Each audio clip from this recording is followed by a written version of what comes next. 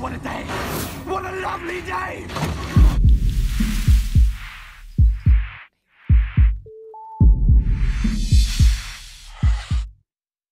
Welcome to Flat Earth Debate.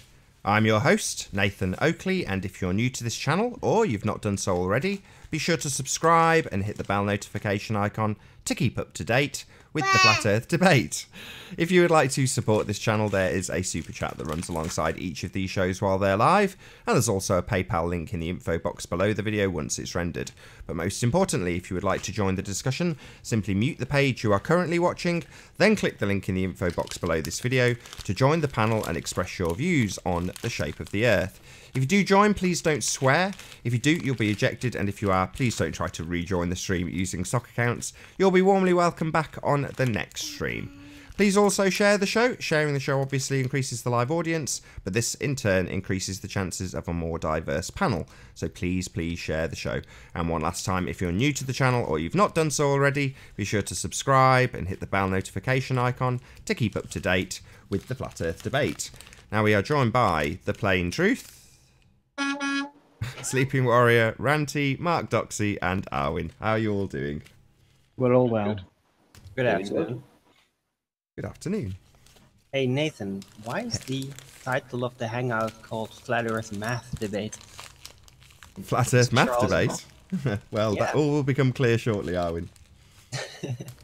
Once we get enough bums on seats and we get about 100 people in or so, then we'll just launch into a bit of an attack. Oh, we've got an agenda. Are you expecting Charles to join the hangout? No, he's teaching summer school, so he's not able to make it, but we do have a concise version of events for us to consider, laugh at, and laugh at him. So when we get further into the show, it's glorious. You did a hangout with him. Was it last night? Was it or the night before? Yeah, a couple of days ago. It comes from I shared a link that was in for my input on his show. I asked him would he let me mirror, and he did. Yeah, I watched it. Yeah. And I mirrored it, and basically, Charles knows. Charles knows that there is no curve because he starts giggling, smiling while he's talking. And you can tell when someone smiles when they talk because you can just tell. I don't know how you can tell. You can just tell. And the guy knows that there's no curve. It's great. So we'll come back to him in a bit. Yeah, all this time we've been arguing about what's happening at the horizon when those wind turbines are giving us an elevated, dead straight line. The wind turbines prove that there is no curvature to the Earth. And all this time we were looking at the bottom of them when the top of them. Look at the top of them. It's brilliant. We could do that. I tell you what. Should we do the turbines one now then? Let me jump in real quick. Hang on. Let Travis say. I was able to finally listen to yesterday's show in its entirety, and I found it really interesting when Nathan was grilling Dean. You mean where? Yeah, I'm sorry. Cat Earth. You mean Cat Earth? Oh, It's yeah, not whatever. Cat Earth. Yeah, sure. And this. Okay, so Dean was saying, I find this very interesting, and I need an explanation. And Nathan was like, "What do you need to explain? We see it. We just see it."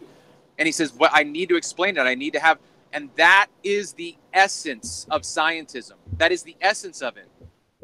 They then venture into a mind construct of explaining something without scientific evidence or proof, which is the same thing that Copernicus did. Copernicus is looking up into the heavens, he sees retrograde motions, and he simply imagines what the explanation is, and then you simply symbolize that with math. So we had a case in point yesterday with Dean demonstrating to us the precise mindset of every scientist when you see a phenomenon in the flat plane world that doesn't fit your mathematical model. You then have to create a construct to explain it. And it was just a picture perfect cognitive dissonance demonstration yesterday, in my opinion. I thought it was brilliant. Yeah. Yeah, well, they have to adapt the model, basically. And they can't because, the looming effect that is required to bend the entire globe into a visual flat plane can't be done. they can't do it. It's too difficult. So There was an element of honesty with Dean yesterday. yeah, I spoke to him for over an hour afterwards on Skype. And he's not Cat. No, he's definitely not Cat. He watched his channel and he says that guy has a completely different accent. So, and What I are you kind of talking believe him. about? Cat is a very unbearable individual, and this guy is a really polite. So you're Smart asserting that guy. that's not him, right? So you must have evidence that it's not, right? Well, from everything I heard on the debates about Cat Earth when he joined, this is definitely not him. I don't agree with you at all. Pete Shea seems to think he knows who it is. It would be like someone. It would be like Alan coming on and not giving us "Hello, boys." However he talks, it sounds like a fake, a fake, Yeah, of course. a fake voice. So if he would come on and talk in his normal voice, and you would hear some echoes of Alan, but not sure, and then Anthony would say, "Hey, wait a minute, you're Alan," and he'd say, "No, I'm not. What are you talking about?" That's what we're in. This whole situation with Cat, but neither here nor there. I was impressed with Dean's demeanor in terms of the way he presented himself. Dean showed himself on camera the full way. But in our Skype call. Has Cat Earth showed himself on camera? I don't know if he has. You said he did. No, I said Alan that- said he did. Alan said he saw him. Yeah. Oh, now that means anything. Yeah. It's one of those like Superman's got no glasses and Clark Kent's got glasses, so it can't be the same person. That's a false analogy. So if you didn't see the show from yesterday, the clip that Plain Truth's talking about, I've literally just rehashed it and re-uploaded it on mine. It's not the whole part of it; it's been reduced down. But basically, he's a curve denier. He thinks that we live on a curve, but when we see it real world, he can't see the curve, but he thinks it's there anyway. So he denies that there's no curve there. So he's really a no curve denier. But it's Talking anyway, it's about on my Dean channel again? anyway. You talking about Dean again? Yeah, and Ruhif does the same. Yeah. Okay. Well, I would make a clear distinguishment between the two. Because Ruif is really just a stubborn glober, and he rolled over to the dark side of them. This guy is not the same. He is genuinely on the fence. As I said, I talked to him over an hour afterwards, and he is very much open for considering alternatives.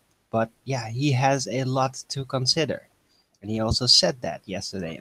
I liked him. I liked Alex. I liked whatever his name was yesterday. I thought they were both decent people. Dean. Fools, but decent people. Yeah. So he just needs some time and some more conversations with me. Some more conversations with you would probably put him off. No, That wasn't fair. True, though. no, just for you. So, are we going to do housekeeping? Any signs of curvature, anybody? Nope. Axial rotation? Anybody No, hang understands on, that? the curvature one. Slice Arcane claims that he had curvature in mind, but when put to the test on my own evidence, he ran. So I think we'll have to drop him now. He didn't have any evidence of curvature in my evidence after all. So no, the answer to that, we can't call Sly anymore because he doesn't have any evidence of curvature in my thing. So Pressurized system next to a vacuum? Red's rhetoric claims he can explain that one away with gravity. Right, Red Rhetoric, if you're around. Explaining something doesn't mean you have proof for it. Sure. It seems that we've forgotten about one of the main points that we've had recently. I don't know whether we've been sidetracked intentionally or whether it's been accidental on our part, but we kind of need to go back to something that's been almost forgotten about. Oh, we'll get back to the turbines. No doubt about that. No, I was on about the perspective argument about how things get smaller as they get into the distance, and then you apply the curve to it. Right. Perspective. Yeah, I mean, I think this was all wrapped up in one big sandwich. Yeah, I do too. The answer is always at the horizon, but that's where they tell us the curve is. But actually, it's not curve that's at the horizon. That's the obstruction formerly known as curve. Right, dirty air, point of convergence. etc., etc. So yeah, I mean, we're on that perspective wagon as we speak, and yeah, we could drum that point home again. I'm happy to do so, but I just think the turbines are an excellent example. Mark mentioned them earlier, and he's right. He's absolutely right. One of the first things you told me when we first started chatting, Anthony, was that Dazza the cameraman had took you to one side and explained that we use the refracted hidden value. In other words, they're demanding that you look at an area that is refracted and then accept it as the hidden value based on Earth curve obstruction. Well, no one could ever argue that, because there is a refractive band at the point of convergence if it's not obscured by waves that are crossing the midpoint, if it's a particularly rough day, or not even a particularly rough day, if you're just low enough for that to happen. So if you can see it and it's obscuring stuff, they can class it as Earth curve, and if you argue that we can just see it because it's there, that band is a refractive band. So they seemingly have all bases covered, until you come to something like these wind turbines, where they're out of the refractive band and they're still falling away with in line with perspective, all these same height items. They're a very useful tool to measure whether or not we have any curve. And when these guys are drawing lines on these turbines, the best they can achieve, if it was actually curved, is a line of best fit. That's what they're hoping for, because that would indicate some sort of curvature. Definitely not a linear line. That demonstrates that the Earth is absolutely, unequivocally, flat. Yeah. So there's 125 watching now. So I think what I'll do is I'll click on my Charles Knows video. Nate, do you want to present me? Let me know when we're there. You're on. This is quite cool, although the sounds like there's some kind of truck. You've stopped. You've stopped screen sharing. I'm not screen sharing. You've just stopped. Oh, did I? Did I hit the... Oh, sorry. Let's try it again. That better? Nope. No, just got your swinging warrior. Right, hang on, let's try it again. Did you say swinging warrior? I did. You'd have just shut up. That would have been a good joke. Sort of. Sometimes it's the silence that makes the joke funny. Exactly. Yeah, you're screen sharing now. You're up. Right, okay. Got the hangout. There we go. This video is a consolidated version of the hangout that I had with Charles on Charles's channel. And basically, in the video, he giggles or smirks whilst he's speaking, and I pick up on it straight away, and I basically challenge him there and then. And it is the point of this video. Charles knows it's not a ball because he smirks while he... Basically, I say that you can't have sphere lines that are straight. They've got to be curved, right? And what I did was I asked him, could I share the video? And he said, yeah, you could. But then when he's seen the video, he's basically not happy with it because he says, the Earth is not a spinning ball. That is a fact. I stand behind everything I said here. And I still don't think that you got that the accumulated curvature causes the rear group of turbines to be at a steeper angle. Are you an accumulated curvature denier, Anthony? So what I want to do, I want to focus on this line in a sec. I still don't get it. It's there we go. The accumulated curvature causes the rear group of turbines to be at a steeper angle. So what we'll do is we'll check to see is that true. And what he's actually doing here is basically reciting our argument against us to make it look like he's credible. But this is our argument. This is what should happen if there is a sphere, because the rear group of turbines should be at a steeper angle because they're double the distance away. It might not be a lot, but it should be noticeable because it's getting worse the further around the ball it gets, and it is 20 miles away. We can see curve at 20 miles. Anyway. But just got to add one point. I did ask you to do this before we started the show, but the point being there shouldn't be an angle. There shouldn't be a straight line. So while he's comparing angles of stuff, lines, he shouldn't be. There shouldn't be any straight lines at all. Sure, but let's come back to that in a sec, because I just want to show the message that he's put here, because we'll go through it as a group and laugh, because it is hilarious. I said, Charles, try and come on the show today. I want this comment addressed. It'll be addressed at the start of the show. Hopefully you're there to defend the evidence that you know does not support your position. And then he said, thanks for the invite, but I'm teaching summer school. Wonder what you're teaching them all at summer school. Anyway, he won't be able to make it, but he'll reiterate his points. The reduction in size due to perspective from the first turbine to the last is tiny.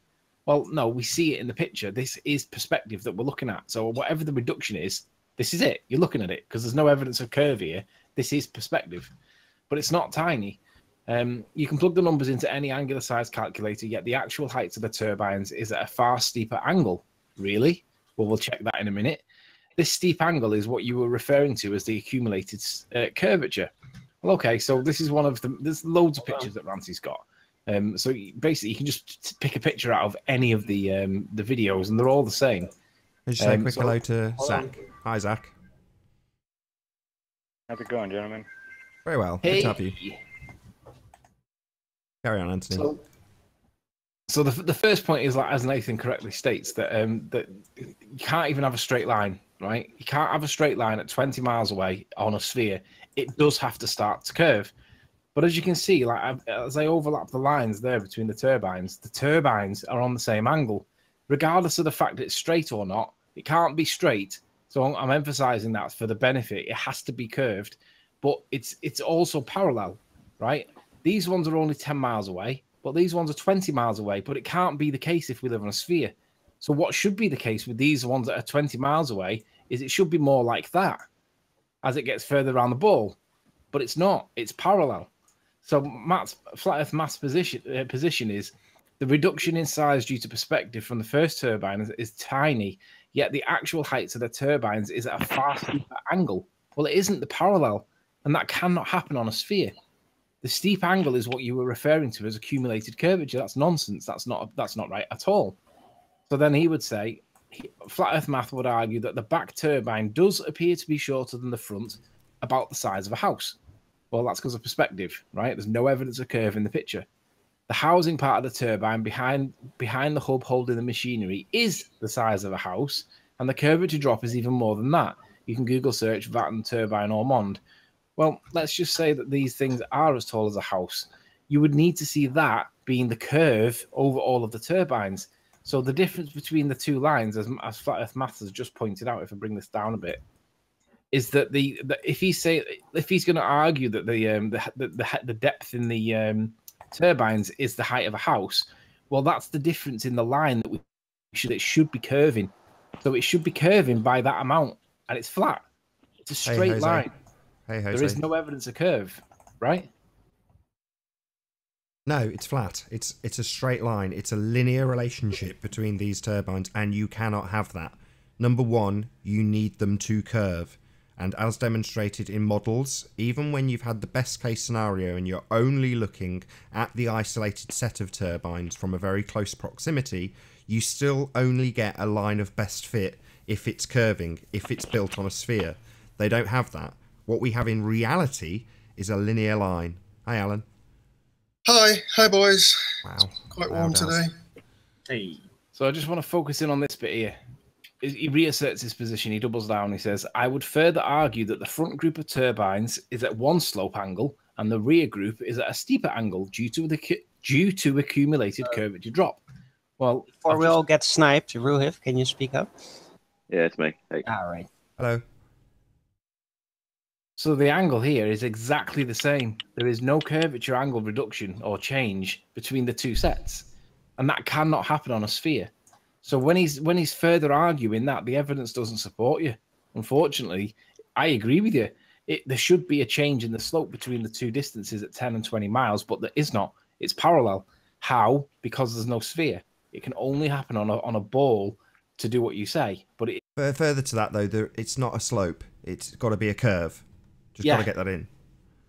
So it does have to be the case that the line in the background has to be more severe, more acute, or more steep, right? But it's not. Not more. No.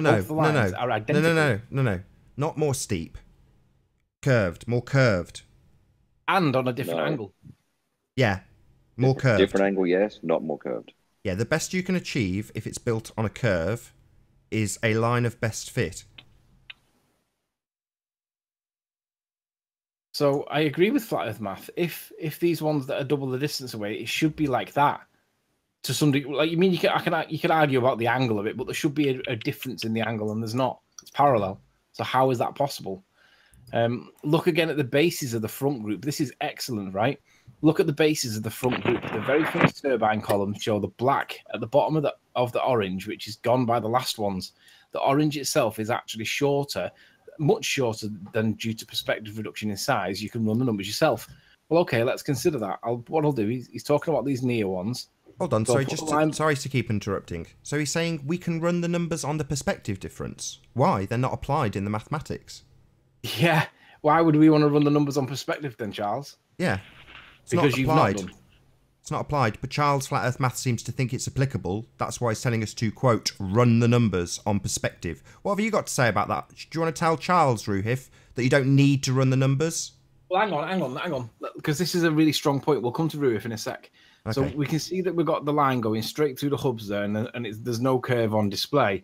But what he's saying is if you move the line down, I'm going to line it up with the first one, because if it's curve of the Earth that we're seeing, we should see it follow the same pattern. If this is curved that's supposed to be straight, then you would expect it to be the same underneath, because these are all the same size.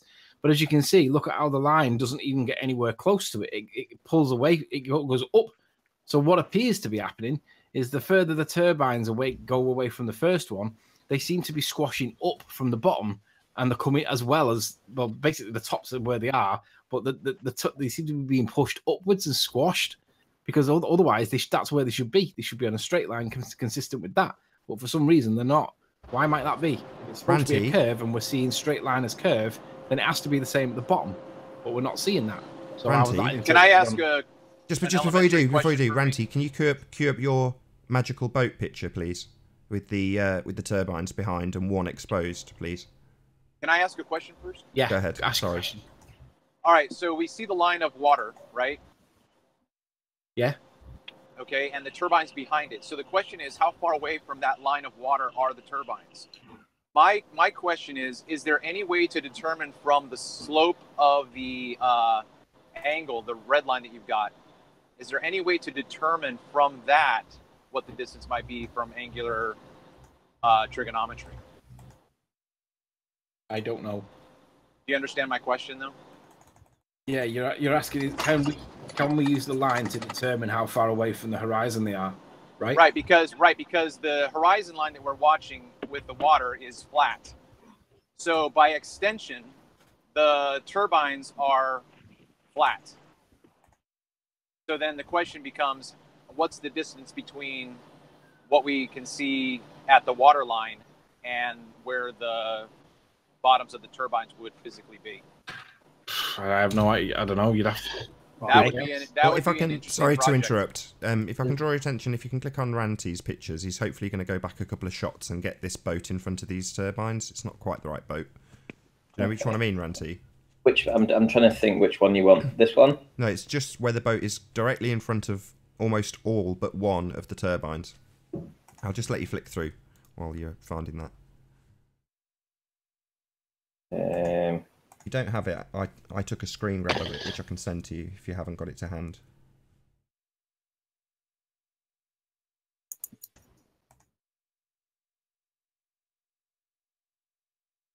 That's all there is on those images, so it can't be from them.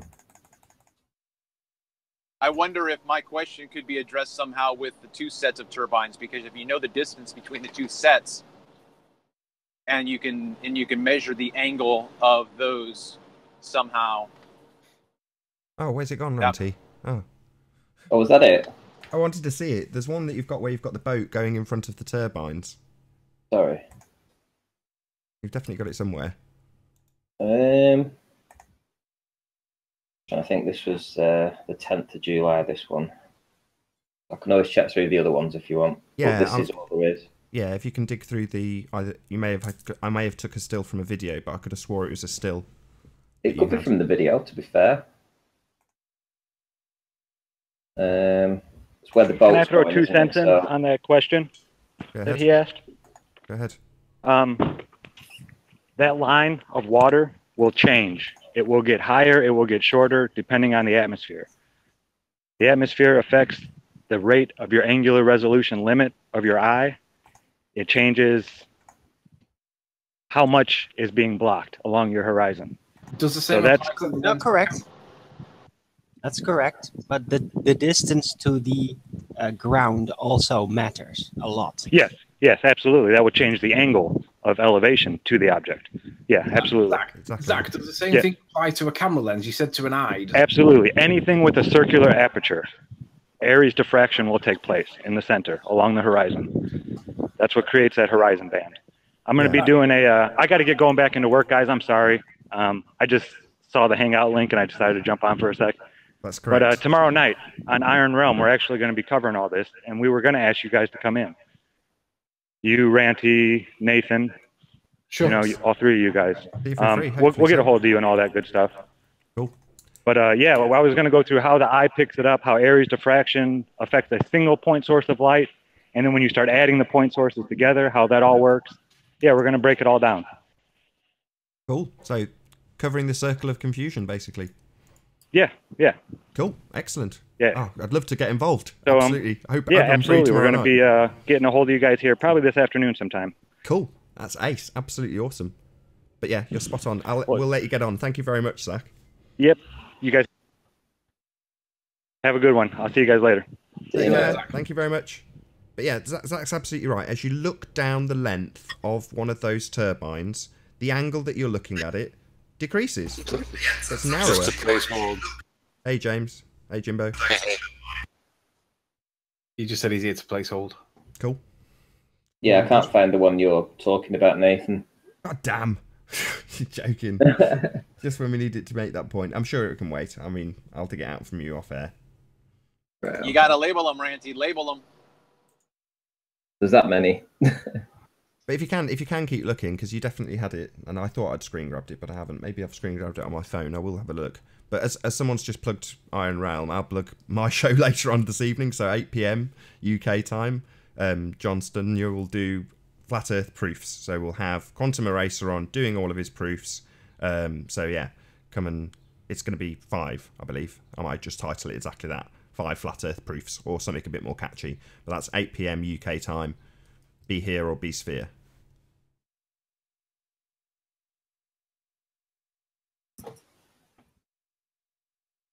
Okay, so we have another person here who suggests that the optical slant is basically caused by diffraction. That's interesting. Love to hear more about that.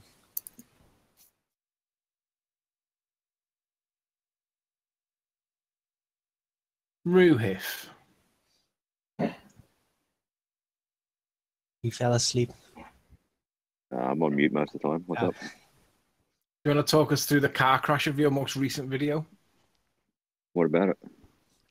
Well, you claim one thing, but indirectly make it look very flat in doing so. So I give you that your most recent video claims something to which I am not, something to which you are not. I'm making a point that you didn't claim in your video. I'll give you that. However, so you're admitting that you're making shit up, Anthony? No, far from it. Making shit up is not the point. What it is, you say one thing, but you present something that's the opposite, the antithesis. No, I said I was presenting a 50-meter elevation, and I showed a 50-meter elevation. Yeah, but you flattened out the curve, Ruhif. What does that mean? It means that you've made a curvy Earth look flat, pretty flat. The problem is that 50 meters of elevation. Right, just for the benefit of everybody in chat, Ruhif's done a video over a 30-mile observation, but on a 3D model. But what he's done is he's put the observer height from the guy that's the lens that's doing the model at 50 meters, which is about 160 feet. Now they're always telling us, these ballers, to get down low because it's super critical, the observer height. So I was quite shocked when I saw Ruhif's video where he's putting an observer at 50 meters. Because what that effectively does is, even though he's claimed 50 meters and he's not been funny about what he's claimed, what he's actually showing is a very flat-looking sphere. And he shouldn't be. He should be showing the curvature. Now, you can't show curvature 50 feet very well, 50 meters very well. And I think it's misrepresentative, Ruhif, because it's not down low. Why didn't you do it down low? I did 50 meters and then 2 meters. Is that okay? Your main focus was on the 50-meter part, and that's the bit that showed right at the beginning. No, it wasn't. Yeah, it was. The main focus is on the 2-meter part. No, it's not. Let's have a look. Are we finished? Where are we at? Hang on, I'll explain what I did first. The 50 meter, I set up 5 different columns, 10Ks, 20Ks, 30Ks, 40Ks, and 50Ks away from the observer, and showed what they look like from 50 meters so that you could see all 5 of them. Then I went down to 2 meters to show that the 5th one disappeared around the curve and matched the curve mass. That was the whole goal of the video, was to show that the curve calculator mass matches the perspective view of the ray tracer. That's the entire point. So what? What does that prove? We're not comparing models with models. So what you're saying is you're comparing a pseudoscience model to your pseudoscience model to see if the pseudoscience model matches your model. Wowee, who cares? That's what he's done. done. Understand what I just said? Yeah, but what I you've done understand. is You've compared the metabunk model to a model you've created. Yes, to a perspective view. Sorry, showing that I you don't give a crap what the view of your model is. Don't tell me it's a computer simulation. It's a computer simulation. It's not accounting for perspective. It's presenting it on a 2D screen and trying to do it with code, right? It's not reality. You're not comparing a photograph to the metabunk calculation. We show that and it doesn't work. You say, well, if I compare another computer model to it, it does work. Wowee! Who cares? Yeah, I think the issue that you're not getting, Ruif, is that by comparing it to a 50-meter elevation and you're using the 50-meter elevation at the start of your video, what you're actually doing is presenting it as a flat world looking. You're not presenting it as the curvy world that we're supposed to live on. What you should have done is just do it at the 10 feet or 10 meters and left the 51 off it altogether, because it serves no purpose in the video. But nobody needs to know what it looks like at 50 meters. We need to know what it looks like at low elevations where we're all told to get. So it misleads people into thinking that it's not that curvy at 50 meters, which is the beginning part of your video. It's misleading people into thinking it's not that curvy. Nathan, If I showed you one render from 2 meters, you would only see 4 columns. Yeah, correct? That's kind of my point. That's what we should be seeing. So, how do you know that there are 5 columns? It was wind turbines. Well, I've got to show you a picture from a higher elevation to show you that there are 5. Right, but that's emphasizing how much curve there is, right? The whole point of the video is demonstrating that the curve calculator results match what you see in a perspective view that does not use that curve calculator. No, they don't. You're showing what it matches in a model, not a perspective view of anything. A perspective view would be something I took with a camera. You're just comparing a model with a model. If I say the Earth is a duck, and then I make a model of it, and you say the Earth's not a duck, and I go, here you go, I've made another model of the Earth as a duck, and it matches my model of a duck. What an absolute crock of crap. Right. So you're validating the model with a model, are you, Ruhif? And then claiming that because it's a perspective view in your model, that makes it work in reality? Is that what you're claiming here?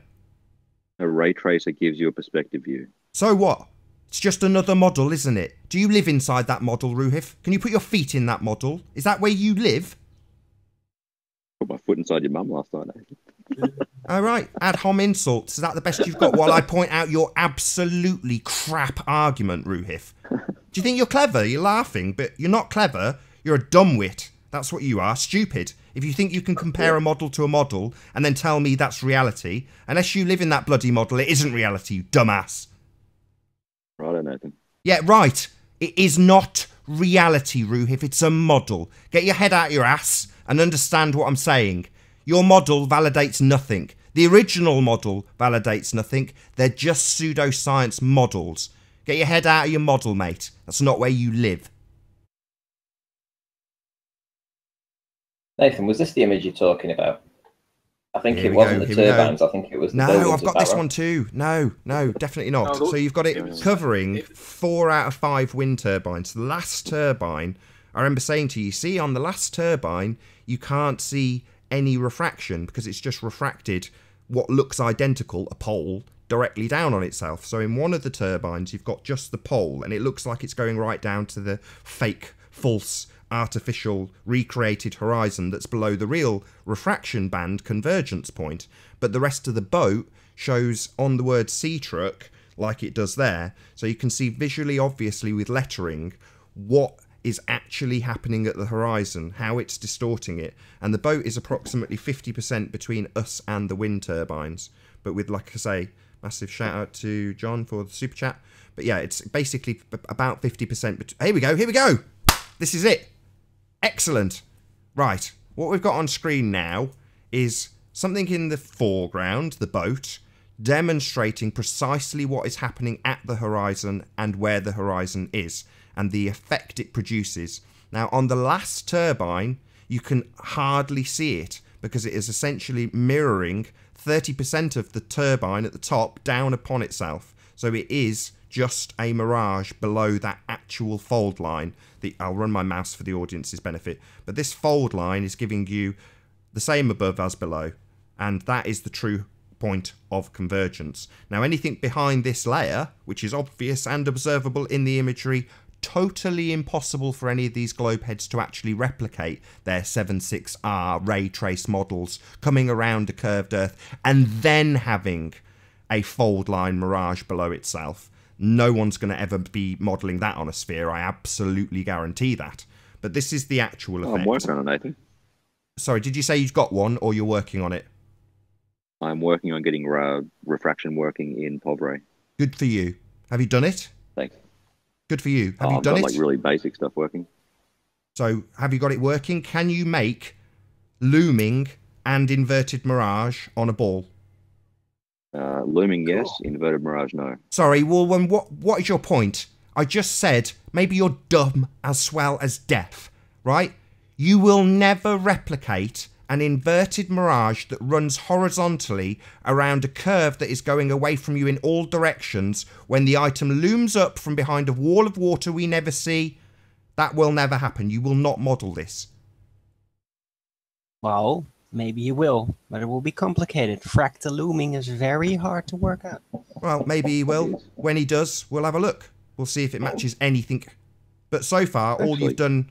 Did you have refraction in your model when you were comparing it to the other model, as pointless as that was? Did you watch the video? You'd know the answer to that, wouldn't you? I don't watch your garbage. I've given up on you, Ruh, if you're a lost cause. Fair enough. So did it have refraction modelled? No, I made it explicitly that it didn't. Why not? Do you see this effect on screen, Ruhif? Yeah. Why would you ignore it? What? Is it like perspective? Do you just ignore that as well? So you ignore actual refraction in favour of bringing stuff back from a curve we don't see. What about the refraction that we actually see? You're telling me you're not modelling the actual observation. You said the other day that because the turbines were the incorrect height, that model was rendered invalid.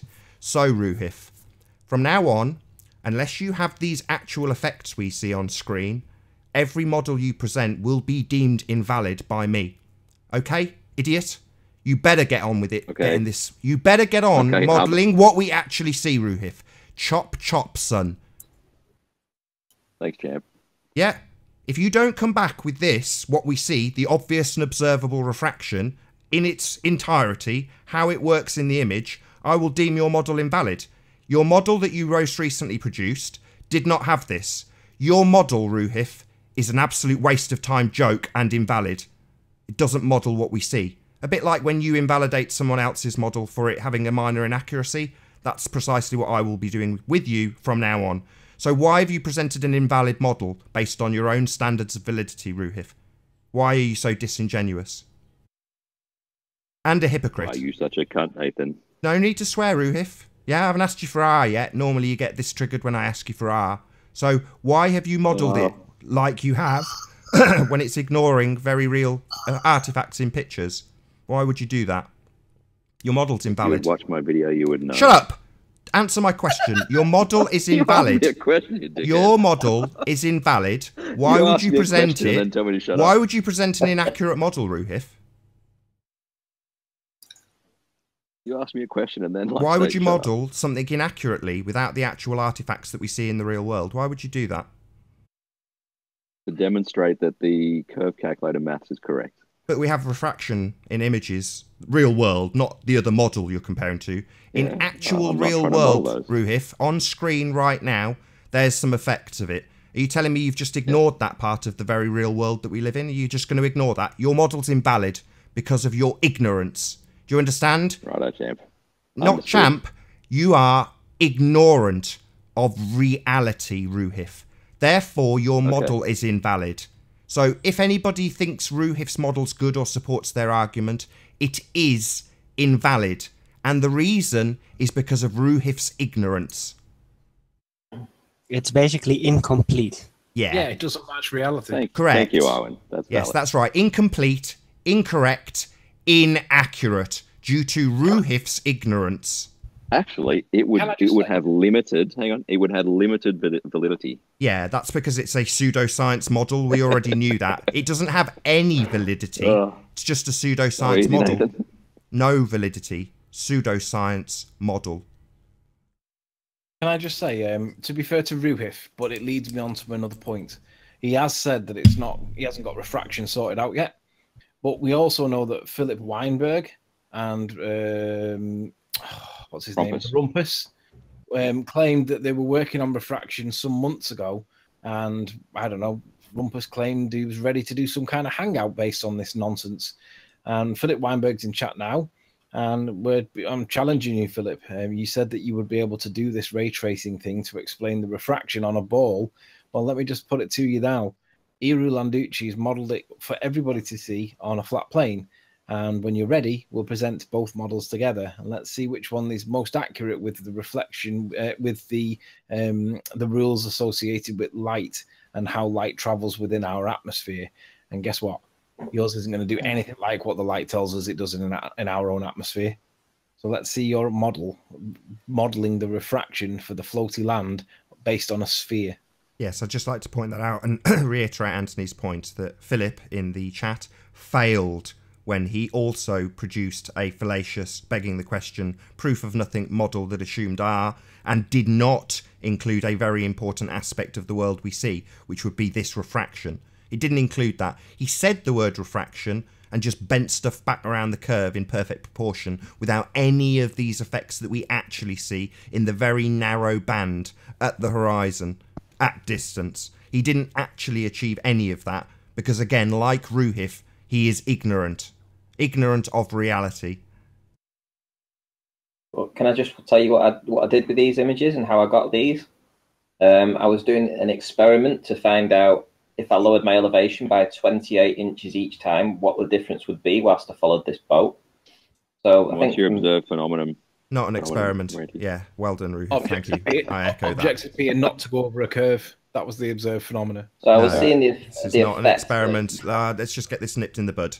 Right, Ranty, your terminology was just wrong. You did a test. You made an observation. You maybe did some mathematics. You didn't do an experiment. Just to get that clear. Okay. Well, I was doing some observations, and I was going to lower my observational height to see what effects this this layer of air would have on the boat. So essentially, these images were captured within a couple of minutes of each other. So I lowered myself from approximately 12 feet from this image, and then I went down 28 inches each one. And eventually I got down to this part here, which was about 1.5 feet. And then the last one, which was this one, was down to about 1 foot. Couldn't get any lower because the waves were too high. So dropping myself, so within 2 minutes, just lowering my elevation. This is the effect of the refraction at the horizon. Yeah, this is what we end up with. A narrowing of the viewing angle. Yes. Something completely ignored in the begging the question proof of nothing fallacious calculations for a curved Earth. Viewing angles and perspective are just ignored completely. And then, obviously, if you imagine him rising yourself up out of it again, what you see is this Stena line is the first one that I get up. You've got a very nice reflection of the Stena line underneath it. And then the lower you go, that Stena line starts to merge into one another, and then it almost becomes readable in this one. That must be when I'm actually level with the refraction layer. And then when I go underneath it, everything starts to really, really compress to this point here. And there you go. So if anyone wants to use these images and try and figure something out with that, they're more than welcome. The ones you thought you hadn't got 5 minutes ago. Yeah. Well, I didn't Thank know you which very one you were much. I'm talking glad you about. found them. I'm over the moon. I'm being cheeky and sarcastic, but yeah, I'm really delighted that you found those. Those are awesome. Can I just put them on big screen? If you can just flick through them again, I'll just make the hangout as big as Yeah, it'll sure. go. If you zoom in one notch on each of them, just so it fills the screen. Just so Okay, so this image was from approximately 12 feet in height. The next one, again, I'm lowering myself by about 28 inches because the steps are 7 inches high. I went down 4 steps each time. So I was effectively knocking 28 inches off my elevation. Next one. I mean, this is all good for collecting the evidence, you know, and sort of like trying to figure out what we're doing and what we're seeing, and what effects this has.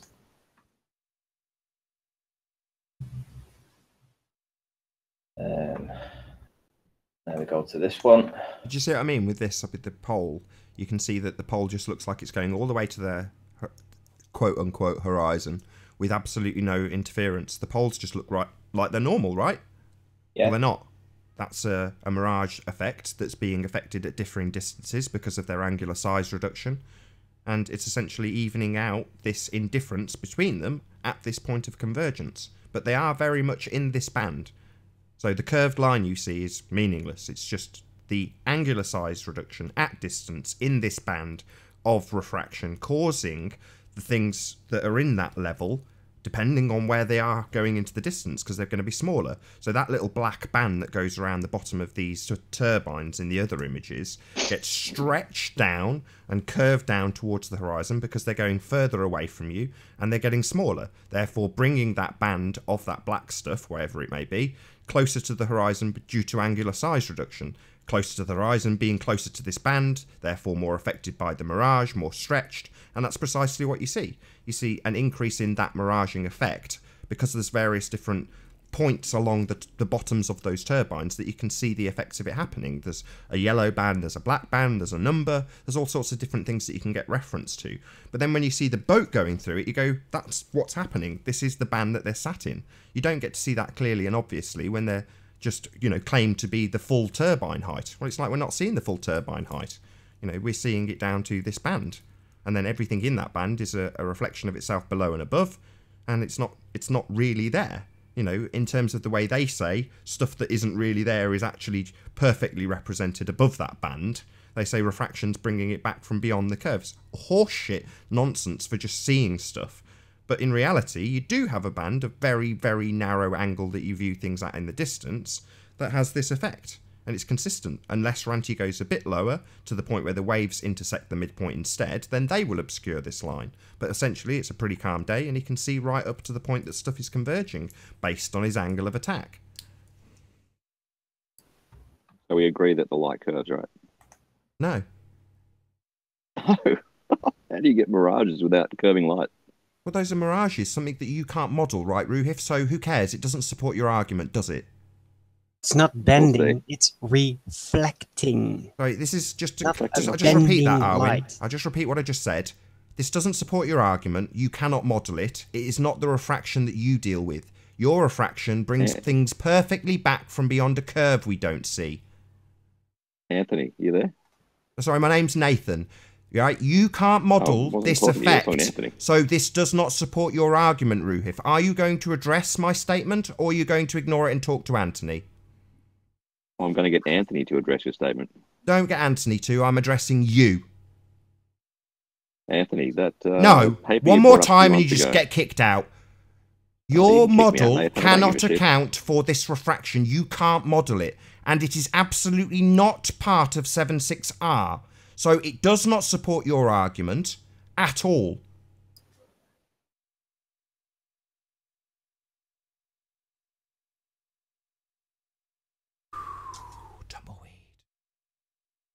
Maybe it's time to go to bed. It's almost midnight. But I want to see if Anthony's got that paper he had a while ago, that section 9 about mirages, inferior mirages. Of course I do. The vanishing zone. Do you mean the paper that M. Scott Veitch got removed off the MIT website when challenged to do so? That's not what happened. That is exactly what happened. Oh, I even looked into that. It was that YT Cho guy or whatever, YTC, whatever his initials were. He is no longer at MIT. He was at a different university. Yeah. So they just and removed his account. One of them was from 2006 and the other one was from 2009. Why would they suddenly go off the day after I challenged him to get them removed because they shit all over his argument? They're still available on the internet. Yeah, but they're not on the MIT website anymore. Can you show where they are available on the internet? The dude is not at MIT anymore. Right, but I don't think... Just as when I left uni, they deleted my account. No, but I rang my university and from 2002, 3, I did it live with Nathan and they still got my account there. So I don't believe they have your records. I don't believe they that have your records. They do not have your account. And even if just to bring this back on track, why are we discussing this? None of the effects discussed in that paper, MIT or otherwise, support an argument of 7.6R. It's not accounted for, and you can't model it. So why are we having this conversation? This supports our argument. No, we're talking about inferior mirages.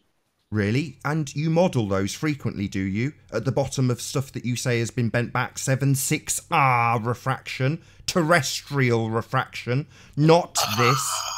Why you? Who's done? Is that Alan? Yeah. Let me guess. That was Alan, right? Yeah, terrestrial refraction, asshole. Asshole. I love the way you say that, Nathan. Yeah, asshole. Terrestrial refraction is what you're using, isn't it, Ruhif? Terrestrial refraction. What's the difference between refraction and terrestrial refraction? Terrestrial refraction bends light 7.6 around a presumed radius that you have no evidence for. That is the type of refraction you are talking about when you reference refraction. Now you are talking about mirages, something you do not account for in the begging the question proof of nothing curve calculator, and something that you cannot model. It does not support your argument, it supports ours. Unaccounted for, unjustified, ignored by you. Until it's an argument that we start using, then you start, like most of the Globers, like Charles at the beginning of this show, asserting it like it's part of your argument. It isn't.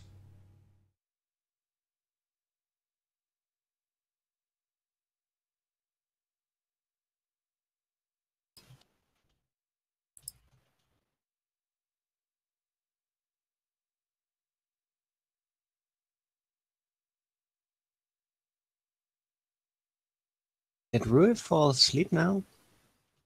No, sorry. If ever you have websites that are deleted and stuff, there's a website that has a thing called the Wayback Machine, and it'll give you whatever it copied from the site. It's a database that tries to back up everything that's ever put under a DNS on the internet. It does a good job. It can't handle, you know, stored data and stuff like pictures and databases, but all static information, static images, all kinds of stuff is backed up as much as they possibly can. Anything they can parse. So if someone pulls down a site, check the Wayback Machine. You'll have most of the stuff. Shout out to Joe for the super chat. Thanks a million. Archive.org. That's part of the Wayback Machine. Pretty handy. So Anthony, I want to see this paper that you have from the MIT guy, and how the light bends. Which paper you're referring to? The MIT guy. I'm on my phone, so I can't actually look Are it you up. on about the schoolboys one or the yeah, I think it is. Not Diego Gutierrez, not that guy. It's the one. It's the schoolboys one then. I think so. Yeah, Section 9, Inferior Mirage, from memory. Bear with me. There's Section a nice 9. little diagram. Yeah, diagram of the vanishing zone. I'll make your point about it. What's the point of this, Ruhif? To show that light bends curves. And does it show in that it bends at 7.6R, the same as terrestrial refraction, the same that's applied to the globe model, or not? I don't think they did that in that paper. No. Sorry, so it's not supporting your version of terrestrial refraction then? I believe the question was, does light bend in a curve? Light does not bend. Light can be refracted into a different direction. Light travels in a straight line. Light does not bend. Almost there. Oh, there we go. Look at that one. Thanks, Anthony. Last time that'll do me for tonight. Last time I cited this, I was challenged on the basis that there was no axes labeled, and it was dismissed on that basis. But now you want to use it, even though it's already been by your lot, dismissed because That's there right. were no axes labeled. What are the axes, Ruhif? I haven't dismissed it.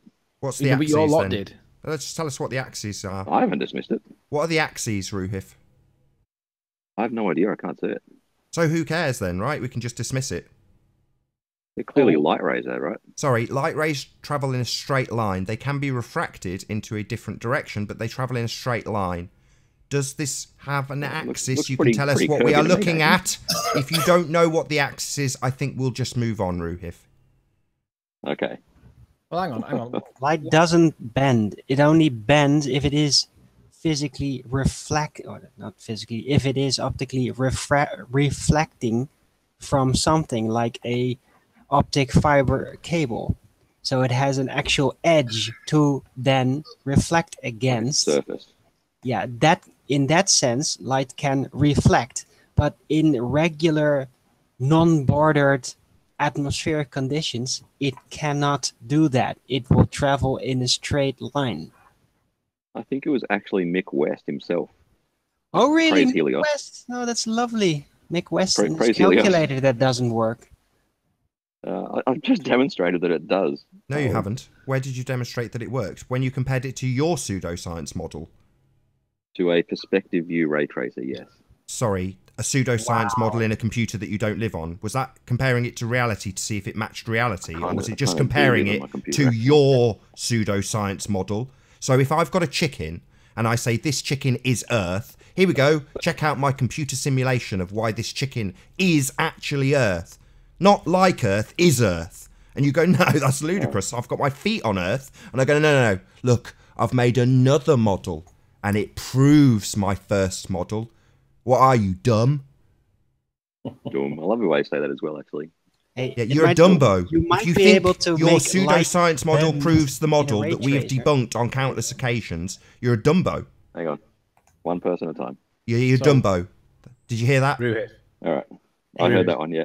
Just because you are able to make light or basically visuals in a ray tracer follow a curved path, because you can manipulate that kind of thing in a computer simulation, doesn't mean that that actually is physically or optically possible in the real world.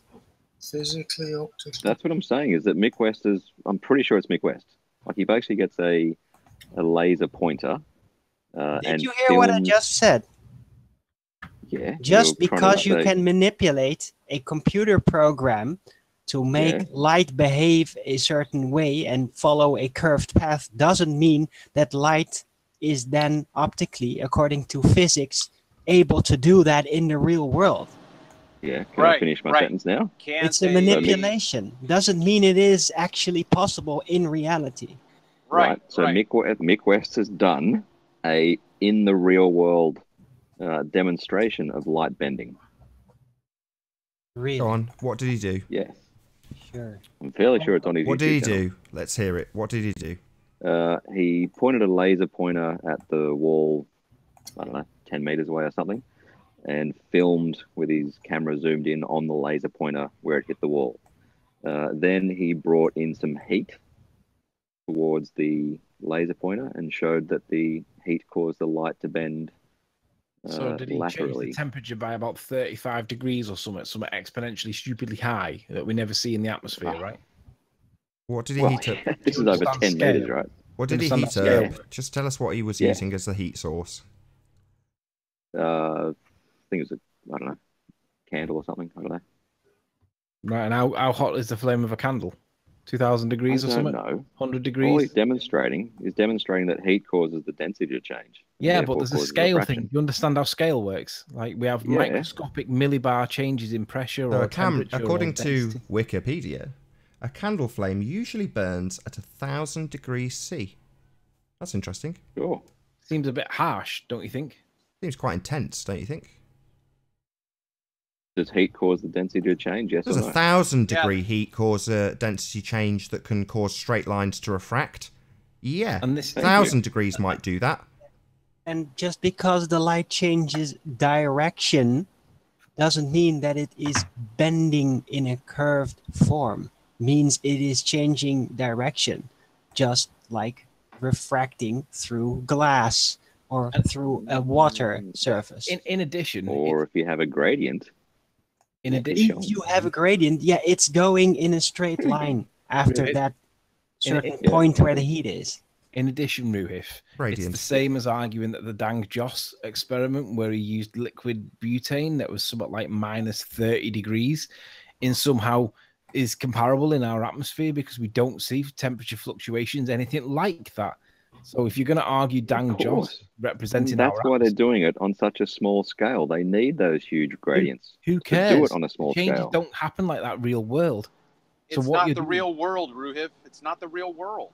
Yeah, and refraction doesn't really happen in the real world over 10 meters, does it? Just before we round out for a short break, sorry guys, can I just ask Ruhiv what you said? If you've got a gradient, what were you talking about there exactly?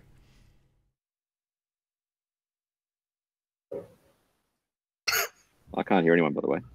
Sorry, you said there was unless you've got a gradient. Did you want to expand on the gradient that you were talking about? From like 2 minutes ago? Yeah. I forget the conversation. What was saying? Yeah, you said it. What he's asking you is what's a gradient compared to a subtle 1,000 degree candle flame? What gradient? Well, the refraction that we see over long distances is obviously a very low temperature gradient or density gradient. Yeah. So we need to manipulate the why is it a gradient though? Why is it a gradient? Why is there a gradient in the atmosphere? Yeah. No. What? Yes. Hold on, Anthony. Yes, no. What? Anthony, hold on. You're saying if it goes through a gradient. Well, why would you assert that there is a gradient between me and a target? Because there's pressure and temperature differences.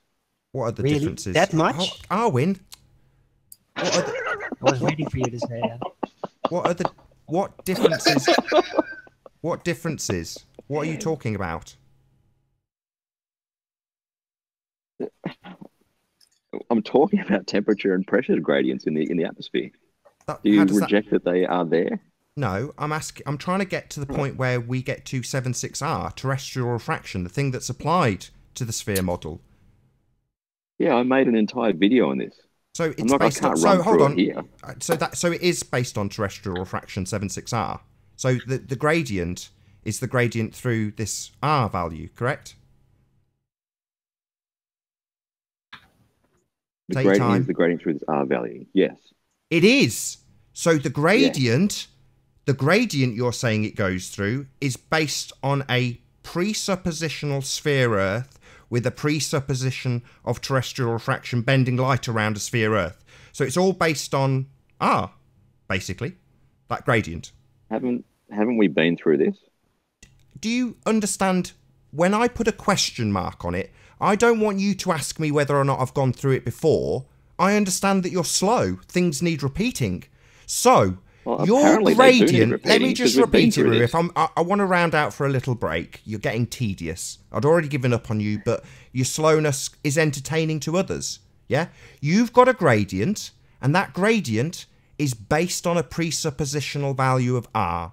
Isn't it, Ruhif? Yes, is the answer. Yes. Gradient. Just say yes. Just say yes. The gradient, no. So it's not the gradient isn't going around a curve.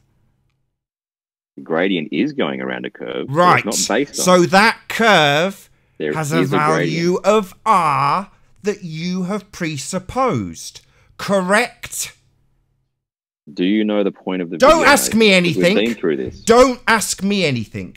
The gradient is based on R. Just say yes.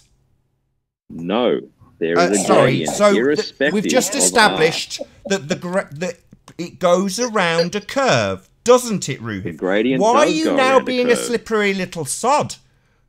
Because you can't phrase a fucking question clearly. Oh, Nathan. you're going to start... It always gets to the sweary, Ruhif, when we ask for R. So your gradient's based on your begging the question fallacy, is it, Ruhif? That gradient, you're going to say it's bending through? the gradient is not based on R. on On terrestrial refraction. 7, 6, R. You just made a video about it, dickhead. Didn't you? The gradient is not based on R. So Listen to my words. 7.6R is not the terrestrial refraction you're applying. Yes, it is. Right! So you've got R! For the love of God, you absolute buffoon! Yeah? All you're doing is humiliating yourself. You've got a presupposition that the atmosphere bends around a curve. 7.6R. Yeah, and I desperately want to... Arwin! Come on, Nathan. Come on, Nathan. I can disprove his gradient. Shut up, Arwin. Shut up. You can't disprove the gradient. Shut up, Arwin. Yeah, Ruhif. It's not how refraction Ruhif, works. your gradient is based... No, not to the rescue. No. I just want to disprove his thanks, point directly. Arwin. I've got him on the ropes, and you're answering for him. Wonderful. Ruhif, it's based on R. What is based on R? Terrestrial refraction. 7.6R. Why are you laughing? Useless pursuit. Do you think this is funny? You're absolutely pathetic, Ruhif. Do you know that? You are quite possibly the most pathetic, indoctrinated glober I've ever had a conversation with. I've had my humiliation tonight, when I can go to sleep now. Yeah, you deserve it. You're a pathetic little weasel. Yeah? You can't even admit when you've got a presupposition. You try and dance around it because you're a little weasel. I've explained several times what the video is about, and you just don't get it. 7.6R is what your video is about. And I asked you before you made the video, are you going to prove R? And you said, no, it's not part of 7.6R because you're an absolute moron. You literally say, I'm going to prove 7.6R, and in the next breath say R's not part of it because you're a buffoon. You're an idiot, and that's what you've got to offer. A bit of giggling when we have your toes to the fire, Ruhif. Yeah? Like we do daily with other religious zealots that are just as bad as you are. And with that, I'm going to say first and foremost, a huge, massive, enormous thank you to all of the live audience for tuning in and hopefully sharing this debate. And of course, a massive thank you to all of the live panel for making this debate possible. If you hated the show, you know exactly what to do. But if you like the show, maybe consider sharing it with a friend or subscribing if you have not done so already. I've been Nathan Oakley, and I'll see you all in the next video. Oh, what a day! What a lovely day!